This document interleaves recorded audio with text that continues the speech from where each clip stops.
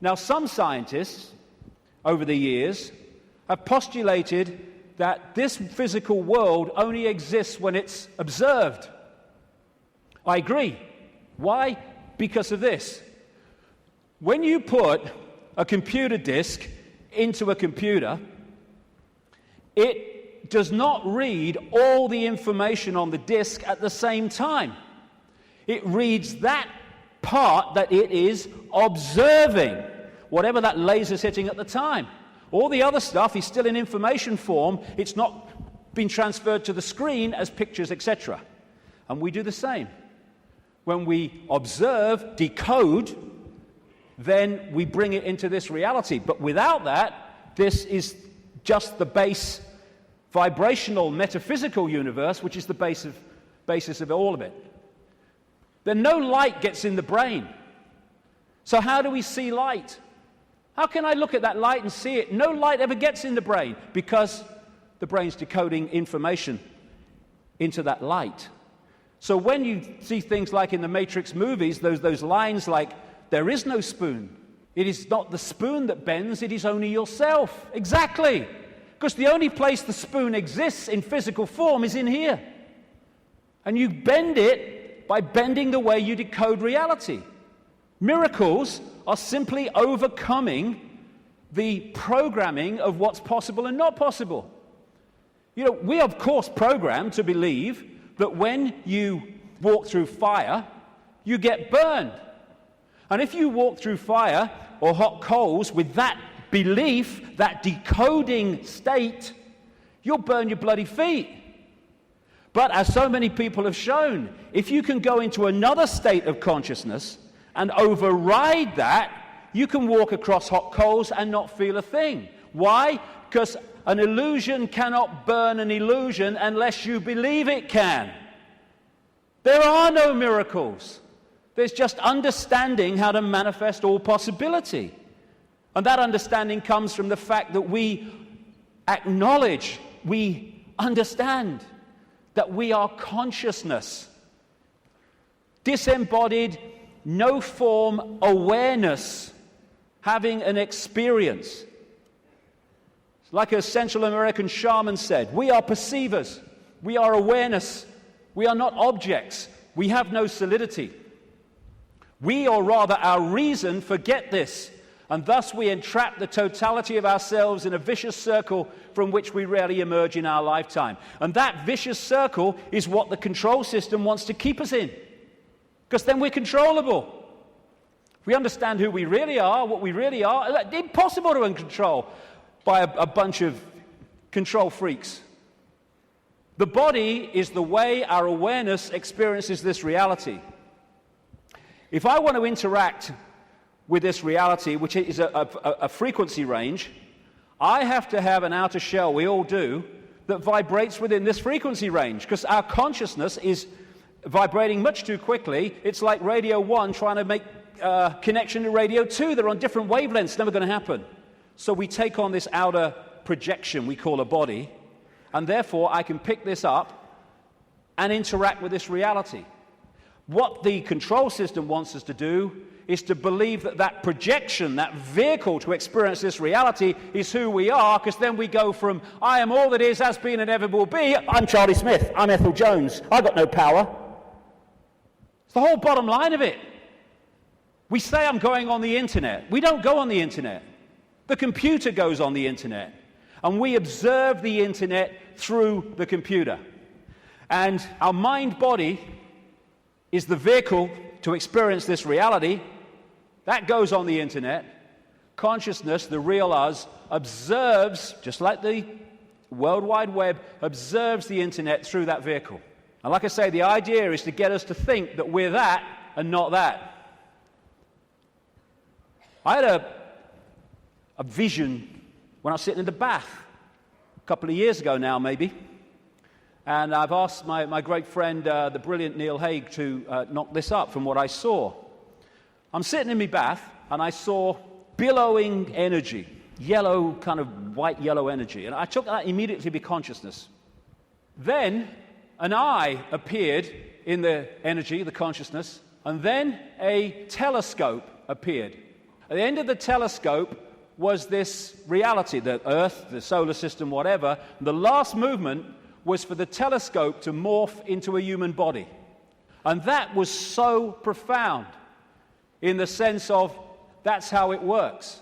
And because of the limitations of this focus, we see ourselves, if we don't stay in contact with that, in very limited terms.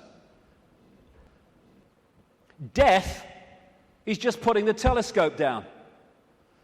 Well, I've had enough of that. Earth's a shitty place. Hello, all right, I'm back. You never went away. The computer's here. We are observing through the computer. And I want to make the difference, because this will go through the day, the difference between consciousness and what I call the mind. Everything is the same energy in the end, because it's just one unified awareness I call the infinite.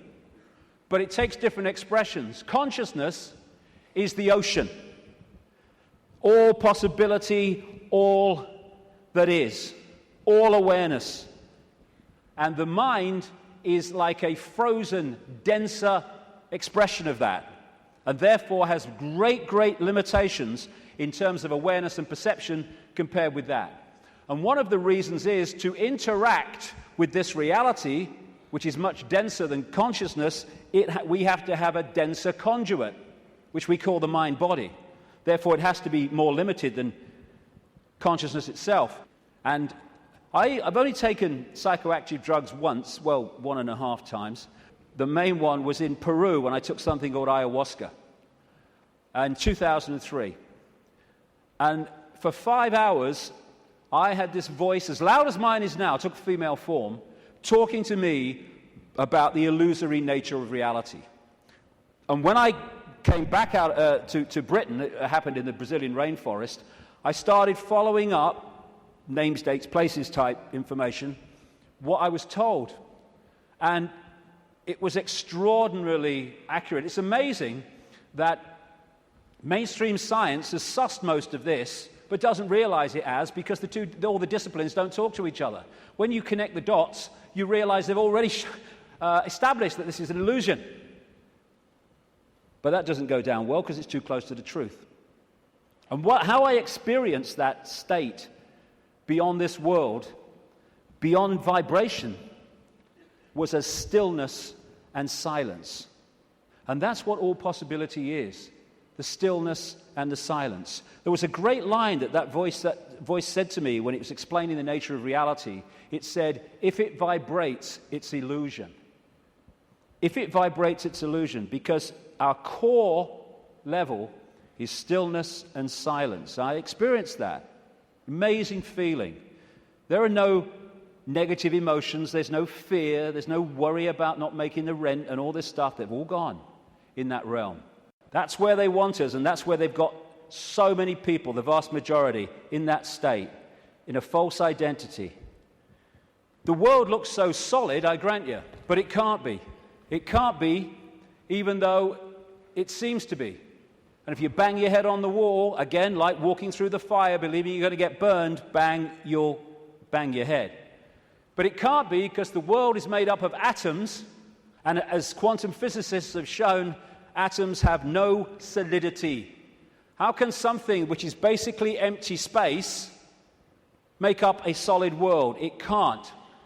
The reason it appears to is because the information in the waveform metaphysical universe is decoded through into apparent solidity. Again, it's just the way we decode reality that gives it form.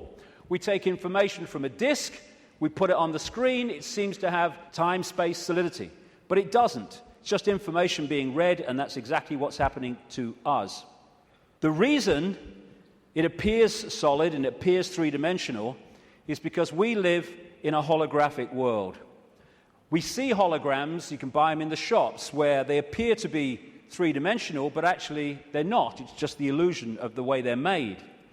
And how they make them is they have a laser, part of it goes across the object they want to photograph, another part goes directly onto a photographic plate, and then the part that's passed across the object goes onto that plate, and they collide. Those two parts of the laser collide, and they create, here we go, a wave form. We call it in holographics an interference pattern. It's like dropping two pebbles in a pond, and then the waves they create collide, and that is a waveform representation of where those pebbles fell, how heavy they were, how high they fell from, etc., how big they were, etc. And this is what the waveform, again, looks like on a holographic print. It's information. It seems to be nothing. It looks like a fingerprint, appropriately, actually. But what is it? But you fire a laser at that, and suddenly a three-dimensional, and the best of them, a very solid-looking image comes up. This is we create our reality. It's holographic. This guy is in an Australian city, I think it was Melbourne, but he was projected as a hologram onto a stage in Adelaide. This is one that CNN did. So we are creating a holographic version of this information, just like a hologram does in our heads. That's where it comes from. It's this construct.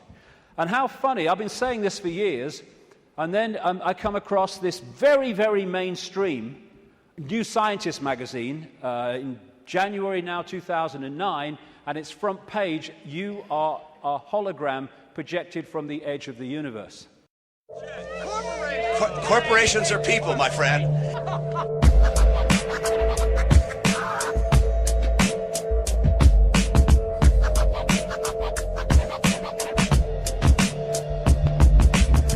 GreenZilla, hopping fences like a Palestinian. Predator drones will your family to oblivion. Dimensional doorways, my rap style comes through this. Trapped in the knowledge and the hologram of Judas. Outcast and vicious, terror plot to witness. False flag attacks, leave him sleeping with the fishes. And Birdie Murdoch, coming with the sod off. No longer in interest when that money supply's cut off. And it seems that my composition is a holographic apparition that came from superstition. And I don't know my religion, but if I had to guess, I'd say it's all science fiction. And if I was immune to you, you'd see through me and see through the aberration of what I knew. But nothing is sacred, and in the city of vaulted secrets, you'll never make it. Life's an illusion, a digital transmission of waveforms suspended in remission. The mind is a computer of dedication. The only way out is devastation. life's an illusion, Corporations are people, my friend. life's an illusion.